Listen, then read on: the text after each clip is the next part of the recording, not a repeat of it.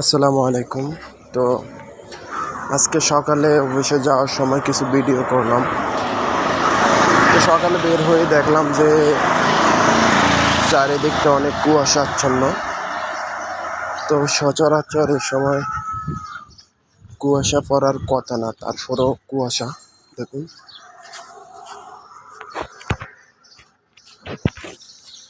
চারিদিকটাই কুয়াশা। আজকে কি জন্য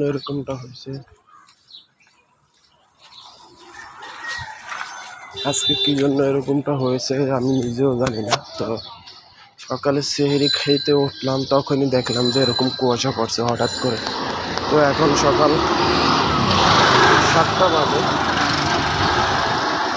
তারপরেও এরকম কুয়াশা।